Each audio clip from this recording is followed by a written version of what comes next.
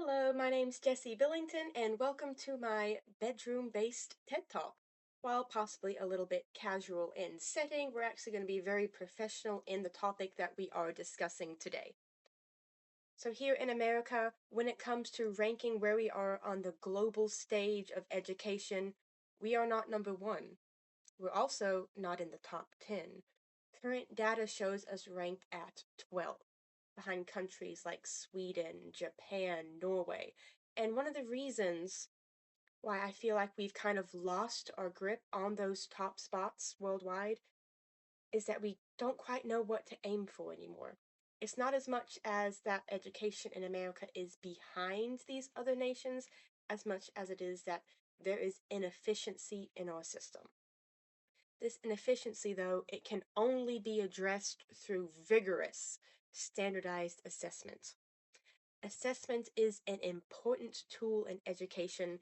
Its importance cannot be understated. Assessment has three different key parts, and in order to kind of address the underlying issue here in our American school system, we really need to understand what assessment is when used as a tool. There's three kinds of it. You've got your diagnostic assessment number one. That's the pre-testing assessment that you do before the start of introducing new content so that you understand where as a class the education already is. You need to know what they know beforehand, their background, and what they kind of expect going into the new topic.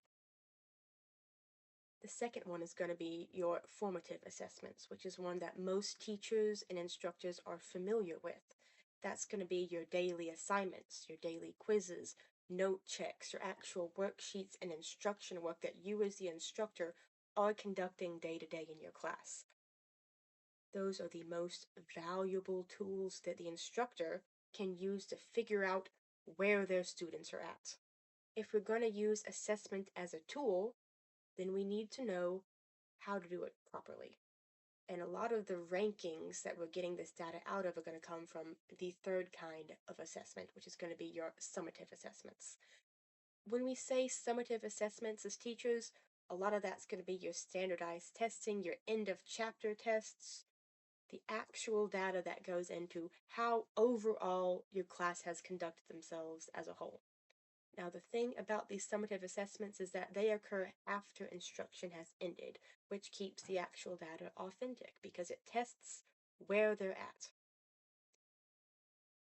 The reason that this assessment is vital when it comes to even beginning to discuss how to address problems in education is because before you know how to fix a problem, you need to find the problem.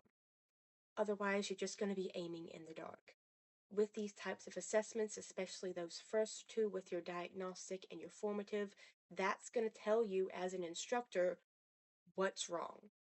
You're going to be able to understand the basis of knowledge that your students have going into the subject, and you're going to be able to understand how they're progressing along the way. You're going to be able to see if there's any content areas where there is a lack or a deficit. That way, when you discover that there's this lack and this deficit in a content area, like for an example, I personally am a biology teacher. If you figure out that your students don't have a good grasp on the terminology and they don't know what an organelle is, when you give them a test over organelles and cell structures and they don't do that good on it, you can go back in time to address that problem and learn it again in a different way this time because the first time you can see from the test that you gave wasn't that effective. There's people who did not get it. You can differentiate, you can teach in a different way, bring in some new methods, teach it again.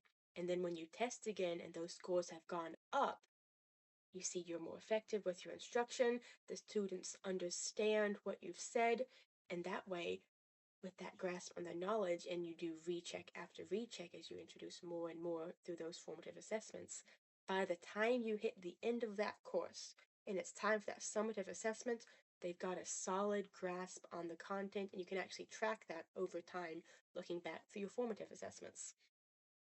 The actual point here is that when it comes to addressing our role as educators, we can't help unless we know where to help. Anyone can look at the data of the National Report Card, the NAEP, and see where we're ranking statewide, where the county's ranking globally, where their own class is in their school system. The data's there. But unless we use these assessments accurately and for the right reasons, for their intended purposes of these progress checks to figure out how their students are performing, we're not going to be able to know where the mistake is being made. And until we know where that mistake is being made, then we as educators are not going to know how to go about fixing it. When it comes to education in the classroom, it is our duty as teachers to really address the individual needs of our students. And this assessments in all of their ways are one of the ways in which we really need to do that. Assessment, it isn't some passive, here's your daily quiz, here's your out the door ticket, let's just get some grades in the grade book. That's not what it's for. It's so you can figure out where your students are so that you can take those necessary steps to address the problem, not just to bring those scores up, but to understand what's wrong so that you can help your students learn. There's a lot of misunderstanding when it comes to education and how we can improve, and the burden of that does lie on teachers. And I think we really need to focus on using a tool that we already know works, that assessments that we do, to figure out how we need to act to better address where we're not doing possibly as strong in our scorings. And we see over time that this is actually working. From last time we were tested in the NAEP back in 2023, they tested ninth graders. They actually scored pretty low. But then when they retested them again, same class, same age range, same standards, they actually came up a little bit. So there's been an improvement from 2023 to last year's 2025. And next year, when they test again in 2027, we need that trend to keep going up. So we're getting there. We know these tools are working.